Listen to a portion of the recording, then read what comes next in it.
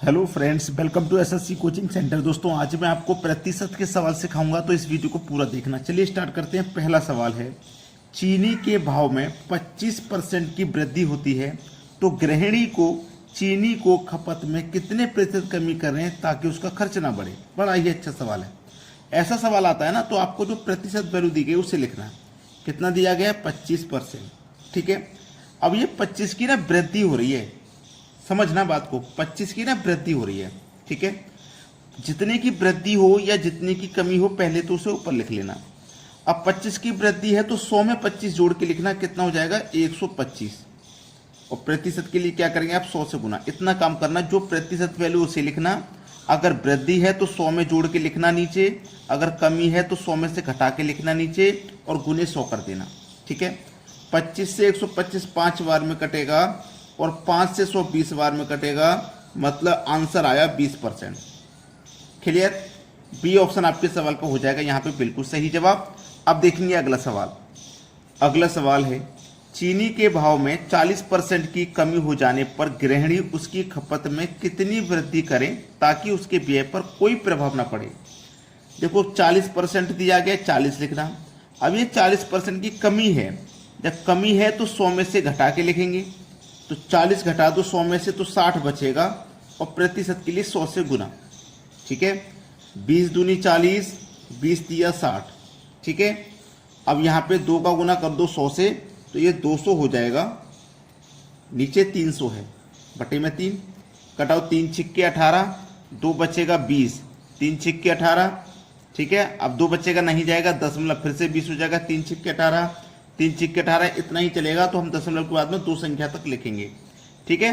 तो 66.66% ये मिलेगा आपके पहले ही ऑप्शन में। ये सवाल का हो जाएगा बिल्कुल सही जवाब। सभी बच्चों को ये सवाल अच्छी लगे। अब देखते हैं अगला प्रश्न। अगला सवाल है, किसी वृत्त की त्रिज्या में 20% की वृद्धि कर दी जाए तो उसके क्षेत्रफल पर क्या प्रभाव पड़ेगा। बहुत अच्छा सवाल है। किसी वृत्त की त्रिज्या में 20% की वृद्धि की गई है, ठीक है, तो उसके क्षेत्रफल पर क्या प्रभाव पड़ेगा। बड़ा ही अच्छा सवाल है। सबसे पहले हमें क्या करना है? एक वृत्त बना लेना है समझने के लिए। वृत्त के बिल्कुल बीच से, बिल्कुल बीच पॉइंट से, मिडल से यहाँ तक की जो दूरी है, यहाँ तक की जो दूरी है बिल्कुल मिडल से, उसे क्या बोलते हैं? हम त्रिज्या, जिसको हम आर से डिनोट करते हैं। ठीक है। अगर पूरे वृत्त के क्षेत्रफल की बात करें हम, याद रखें, पूरे वृत्त का क्षेत्रफल की बात करें हम, क्षेत्रफल की बात, तो ये होता है पाई आर स्क्वायर। ठीक है। पाई आर स्क्वायर होता है ये। ठीक है। अब ये जो आर स्क्वायर है, इसका मतलब क्या है? आर स्क्वायर, यहाँ से यहाँ तक की दूरी आर है, ये बिल्कुल बीच से है, तो बीच से इतनी ही दूरी बराबर यहाँ बचेगी, तो ये भी आर होगी। तो आर और आर मतलब आर स्क्वायर ये हो गया। ठीक है। यहाँ तक बात क्लियर है ना सभी को? चलिएगा।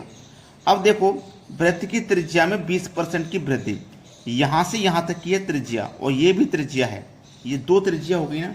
तो चलिए, एक फॉर्मूला होता है x प्लस वाई प्लस का एक्स वाई बट्टे 100। ठीक है। x का मान कितना है? 20, ये वृद्धि है ना।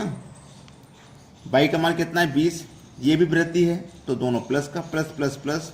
x का मान 20, y का 20 बट्टे 100। भाई देखो, एक त्रिज्या का मान 20 है तो दूसरी का भी 20 होगा, क्योंकि दोनों बराबर होंगी। 20 और 20 40, प्लस 2 जीरो से 2 जीरो कटे, 2 दूनी 4, 40 में जोड़ दो 4, तो ये हो जाएगा 44%। ठीक है। उसकी वृद्धि पर क्या प्रभाव पड़ेगा? 44% की वृद्धि हो जाएगी। 44% की वृद्धि, जो कि हमें दिया गया सी ऑप्शन में, ये सवाल का हो जाएगा बिल्कुल सही जवाब।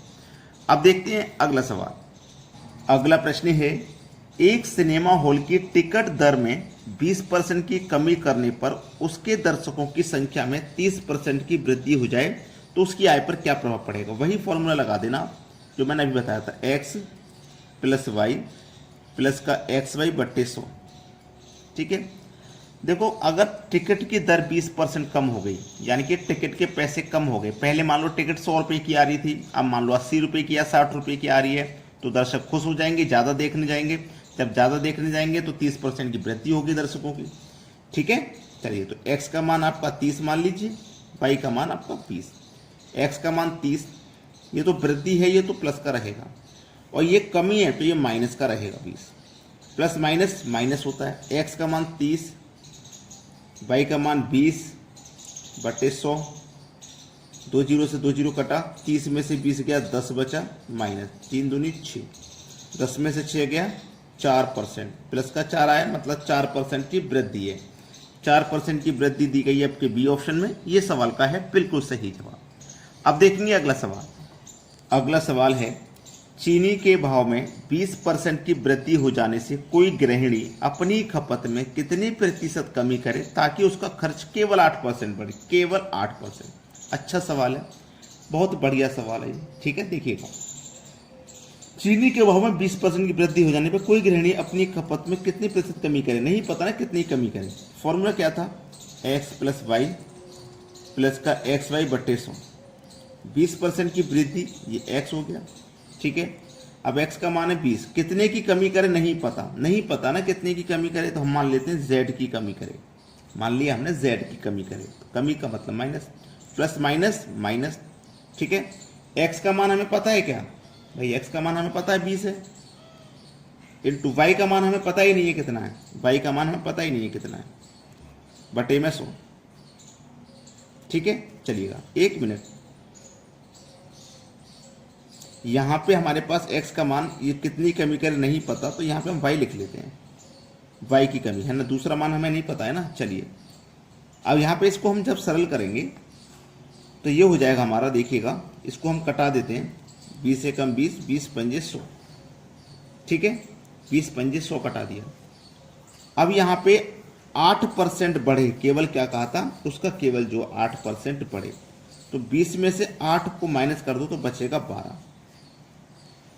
ठीक है, 20 में से 8 को माइनस कर दो बचेगा 12, बराबर y प्लस y/5 है।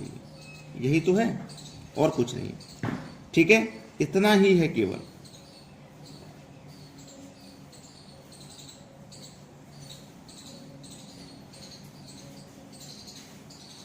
अब समझो, 5 एकम 5, 5y हो गया, उसमें जोड़ दो एक और तो 6y हो गया। ठीक है, तो 12 बराबर 6y/5। ठीक है, 6 कम 6, 6 दूनी 12।